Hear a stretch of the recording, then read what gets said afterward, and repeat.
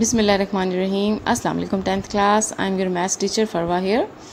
जी बेटा, आज हम स्टार्ट करेंगे एक्सरसाइज 1.2। 1.2 स्टार्ट करने से पहले बेटा हम देख लेते हैं कि अब तक हम क्या पढ़ चुके हैं। हमारा टॉपिक था बेटा पहले क्वाड्रेटिक इक्वेशन, और हमने पढ़ा था कि क्वाड्रेटिक इक्वेशन की 2 टाइप्स होती हैं। एक टाइप का नाम स्टैंडर्ड फॉर्म था और सेकेंड प्योर क्वाड्रेटिक इक्वेशन थी। ये हमारी स्टैंडर्ड फॉर्म होती है ax² + bx + c = 0। उसमें हमने कहा था कि a is not equal to 0 and a b c belongs to some real numbers. Definitely यहाँ पे हमने कहा है कि a is not equal to 0। जी बेटा, अगर हमारे पास यहाँ a इक्वल टू 0 हो जाए तो ये हमारी क्वाड्रेटिक इक्वेशन नहीं रहेगी, क्योंकि अगर a 0 हो जाएगा तो ये पूरी टर्म क्या हो जाएगी, यहाँ से ख़त्म हो जाएगी। तो जस्ट हमारे पास क्या बचेगा, bx + c। तो ये क्वाड्रेटिक इक्वेशन तो नहीं रहेगी, ये तो लीनियर इक्वेशन बन जाएगी। तो स्टैंडर्ड फॉर्म की जब आप डेफिनेशन देंगे या क्वाड्रेटिक इक्वेशन की डेफिनेशन देंगे तो उसमें ये लिखना इंतहाई ज़रूरी है कि a is not equal to 0। इसी तरीके से अब आप आएँ pure quadratic equation. Quadratic equation कब प्योर क्वाड्रेटिक इक्वेशन बनेगी बेटा, जब हमारे पास b इज़ इक्वल टू 0 हो जाए। तो if b is equal to 0 then आपकी ये इक्वेशन बन जाएगी। तो जो टर्म आपकी 0 हो जाती है, जो कोफिशिएंट आपका 0 को, डेफिनेटली वो टर्म भी 0 हो जाएगी। अब ये टर्म यहाँ पे क्या हो गई है, 0। That's why ax² + c = 0। तो ये हमारी क्या बन जाएगी, प्योर क्वाड्रेटिक इक्वेशन। इस तरीके से नेक्स्ट हमने पढ़े थे सोल्यूशन ऑफ क्वाड्रेटिक इक्वेशन। ये क्या है बेटा, मेथड्स हैं।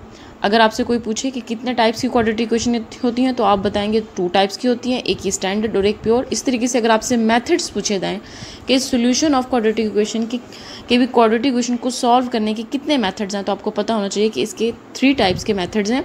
फर्स्ट हम फैक्टराइजेशन पढ़ चुके हैं, इसी तरीके से हम कंप्लीटिंग स्क्वायर भी पढ़ चुके हैं। नेक्स्ट है क्वाड्रेटिक फार्मूला।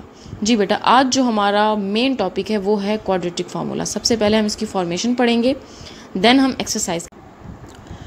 जी स्टूडेंट्स, अब हम करेंगे derivation of quadratic formula by using the completing square method. जी बेटा, ये जो मेथड है ये आपकी बुक में पेज नंबर 5 पर भी दिया हुआ है, लेकिन फर्दर मैं इसको बोर्ड पे करके आपको एक्सप्लेन कर रही हूँ ताकि आपको समझने में प्रॉब्लम ना हो। तो जी बेटा, अब क्वाड्रेटिक इक्वेशन सबसे पहले इसका जो आपने करना है, इसको फार्मूला बनाने के लिए या फार्मूला बनाने के लिए करना हो, चाहे आपको इसका सोल्यूशन फाइंड करना हो किसी भी इक्वेशन का, क्वाड्रेटिक इक्वेशन का, मोस्ट इंपॉर्टेंट स्टेप ये होगा कि आपकी जो क्वाड्रेटिक इक्वेशन है उसका स्टैंडर्ड फॉर्म में होना ज़रूरी है।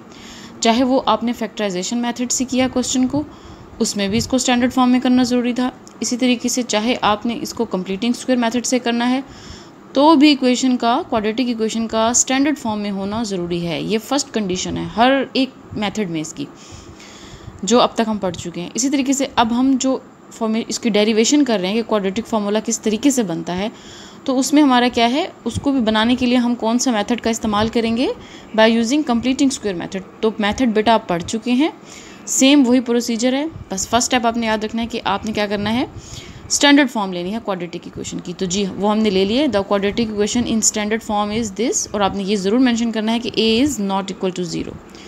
देन आप सबको पता है, हम पहले भी कर चुके हैं कि हमने क्या करना होता है, ये जो कोफिशिएंट यहाँ पे हमें नज़र आ रहा है a, बेसिकली यहाँ पे 1 होना ज़रूरी होता है कंप्लीटिंग स्क्वायर बनाने के लिए। तो हम क्या करेंगे, dividing each term by a we get. तो हमने क्या किया, पूरी की पूरी इक्वेशन को या हर एक टर्म को हमने a से डिवाइड कर दिया, तो वो मैंने यहाँ पे जाहिर कर दिया। देन a से कैंसिल हो गया तो आपके पास जस्ट x² बच जाएगा। देन कोफिशिएंट्स को मैंने कंबाइन करके लिख दिया b/a। x बेसिकली हमारा यहाँ पे वेरिएबल है तो उसको मैंने अलग करके लिख लिया। Then plus c/a is equal to 0। जी बेटा, ये तो आपके 2 स्टेप्स हो गए। फर्स्ट आपने स्टैंडर्ड फॉर्म लेनी है, सेकंड स्टेप आपने ईच टर्म को जो भी x का कोफिशिएंट होगा उससे डिवाइड कर देना है। यहाँ पे a है क्योंकि हम इसका अभी जर्नल पढ़ रहे हैं, तो जनरल फॉर्म में या स्टैंडर्ड फॉर्म में हमारे पास a होता है, इसलिए हमने ईच टर्म को a से डिवाइड किया। जी बेटा, ये हो गए 2 स्टेप। जी बेटा, अब थर्ड स्टेप में आपने क्या करना है कि ये जो कांस्टेंट है c/a, ये कांस्टेंट टर्म है ना, इसके साथ कोई वेरिएबल इन्वॉल्व नहीं है, तो इसको आपने क्या करना है, राइट साइड पे ले जाना है, shifting constant term c/a to the right. जी बेटा, अब ये पॉजिटिव थी, राइट साइड पे जाकर नेगेटिव हो गई। इसी तरीके से नेक्स्ट आपने करना है multiplying the coefficient of x by 1/2। अब यहाँ पे x का जो भी कोफिशिएंट था, प्रीवियस भी हम ये कर चुके हैं बेटा कंप्लीटिंग स्क्वायर, ये जो भी यहाँ पे कोफिशिएंट होगा उसको हमने क्या करना होता है, 1/2 से मल्टीप्लाई करना होता है। यहाँ मेरा कोफिशिएंट b/a है तो मैंने उसको 1/2 से मल्टीप्लाई कर दिया, तो आंसर क्या आया, b/2a। b को 1 से मल्टीप्लाई करेंगे तो b को 1 से किया तो b 1 ज़ार b आ जाएगा। इस तरह 2 को जब a से करते हैं तो 2 आ जाएगा, 2a। देन इस तरीके से बेटा आपका ये जो आंसर आता है, हमेशा हम क्या करते होते थे, इसको b/2a का स्क्वायर लेके बोथ साइड्स पे इक्वेशन 1 पे आपने ऐड कर देना है। अब ऐड करने का क्या तरीका होगा, देखें, now adding b/2a square on both sides of equation 1। जी बेटा ये अब मैंने क्या किया, इक्वेशन 1 मेरी ये है, बोथ साइड पे मैंने b/2a स्क्वायर ऐड कर दिया। आप देख सकते हैं इस साइड पर मैंने ऐड किया तो ये टर्म आ गया आपके पास x² plus b/a x plus b/2a square, ये ऐड कर दिया इस टर्म में। इस तरीके से माइनस c/a में मैंने क्या ऐड कर दिया, b/2a स्क्वायर।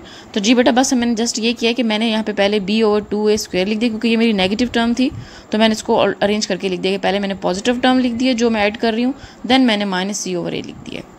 जी बेटा अब नेक्स्ट आपने क्या करना है, कंप्लीटिंग स्क्वायर, मेथड ही यही है कंप्लीटिंग स्क्वायर। अब आप देख सकते हैं बज़ाहिर यहाँ से कि ये a स्क्वायर है और ये b स्क्वायर है, जिसको मैंने यहाँ पे लिख दिया है a स्क्वायर और ये b स्क्वायर। देन बेटा अब अपने कंप्लीटिंग स्क्वायर है तो डेफिनेटली ये कहीं ना कहीं पहले आप पढ़ चुके हैं, हमारा बन चुका था a स्क्वायर। ये देखें हमने फार्मूला बनाना है, ये a square plus 2ab plus b square, ये किसका होता है, whole square a plus b whole square. तो ये हमारा इसके इक्वल होता है।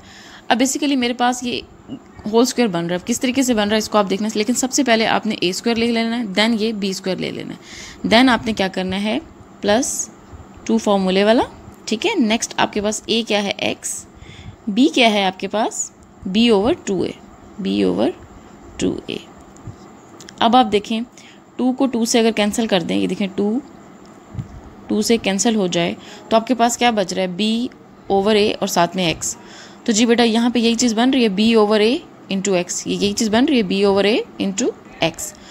तो ये क्या बन रहा है हमारे पास, होल स्क्वायर बन रहा है किसका, a प्लस b का होल स्क्वायर। a यहाँ पे मेरे पास क्या है x, b मेरे पास क्या है b/2a, देन इसको मैंने होल स्क्वायर की फॉर्म में लिख लिया। नेक्स्ट इस साइड पर आए बेटा, राइट साइड पे इसको ओपन कर लिया, जस्ट मैंने ये b स्क्वायर हो जाएगा और ये 2 2s are 4 और a square minus c/a। Then बेटा सिंपली आपने इसका एलसीएम लेना है, ये टर्म तो होल स्क्वायर में मैं आपको क्लियर कर चुकी हूँ। इसको देखें अब 4a स्क्वायर और a का जो एलसीएम आएगा वो क्या आएगा, 4a स्क्वायर, ये आप पहले भी कर चुके हैं बेटा। जब सिमिलर टर्म होंगी वो एज इट इज़ आ जाती है b स्क्वायर, देन माइनस, अब ये 4ac किस तरीके से बना आप इसको देख लें बेटा। आपने क्या करना होता है, जी बेटा अब आपने ये देखना है कि c की जगह पे हमारा 4ac किस तरीके से आया। तो आपने क्या करना है, ये जो पूरी टर्म है c/a, आपने इसको क्या करना है c/a मल्टीप्लाइड बाय जो आपका एलसीएम होगा 4a स्क्वायर, वो कर लेना। तो क्या होगा, a से कैंसिल हो जाएगा आपका, तो जस्ट एक 1a बच जाएगा, तो वो क्या हो जाएगा 4 multiplied by a multiplied by c, then हो जाएगा 4ac। तो यहाँ पर बेटा आपका आ जाएगा 4ac। जी बेटा फर्दर हम इसको सॉल्व करेंगे। ये जो होल स्क्वायर आ गया हमारे पास और ये एलसीएम जो हमने ले लिया था, taking square root on both sides we get, जी बेटा बोथ साइड पे आपने स्क्वायर रूट ले लेना है। स्क्वायर रूट लेने से क्या हो जाएगा हमारे पास, ये प्लस माइनस के साइन आ जाते होते हैं जब हम स्क्वायर रूट अप्लाई करते हैं, आप सबको पता है। देन स्क्वायर रूट से कैंसिल हो जाएगा और आपके पास जस्ट क्या बच जाएगा, x plus b/2a is equal two plus minus. अब आप इसमें देख सकते हैं ये b square minus 4ac basically किसी भी नंबर का या किसी भी एक्सप्रेशन का होल स्क्वायर नहीं बन रहा, तो इसको मैंने स्क्वायर रूट के अंदर ही लिखा है। जो 4a स्क्वायर है बेटा ये 2a का क्या है, स्क्वायर है, 2 2s are 4 एंड a का स्क्वायर है, तो वो क्या हो जाएगा, स्क्वायर जब लेंगे हम इसका 2a का, जब आप स्क्वायर लेंगे 4a स्क्वायर को हम 2a स्क्वायर इस तरीके से लिख सकते हैं। जब उसका स्क्वायर रूट लेते हैं तो स्क्वायर रूट से कैंसिल हो जाएगा, तो जस्ट आपके पास क्या बच जाएगा 2a। तो इसलिए हमने क्या किया, इसको स्क्वायर रूट से बाहर ले आएंगे और ये 2a बन जाएगा। जी बेटा इसी तरीके से देखें, next minus b/2a right side पे लेंगे, पॉजिटिव था यहाँ पे आके नेगेटिव हो जाएगा। देन मैंने क्या किया, दोनों मेरे इधर ये 2a और 2a डिनोमिनेटर्स क्या है, सेम है, तो मैंने इनको जस्ट कंबाइन कर दिया। तो जी बेटा ये आपका बन चुका है quadratic formula, x is equal to minus b plus minus square root of b square minus 4ac/2a। Last में मैंने लिख दिया 10, x is equal to this where a is not equal to 0 is known as a quadratic formula. जी बेटा ये बहुत important है, इसको अच्छे से करें और इसमें किसी भी किस्म का इशू हो तो आप मेरे से पूछ सकते हैं। बेसिकली तमाम वही प्रोसीजर इसमें यूज़ हुआ है जो कि आप प्रीवियस क्वेश्चन नंबर 3 में कर चुके हैं कि कंप्लीटिंग स्क्वायर से हम क्वेश्चन सॉल्व करते थे पहले, अब हमने इसी कंप्लीटिंग स्क्वायर मेथड से ही क्वाड्रेटिक फार्मूला डिराइव किया है। आई होप बेटा ये आपको क्लियर हो गया होगा। थैंक यू बेटा।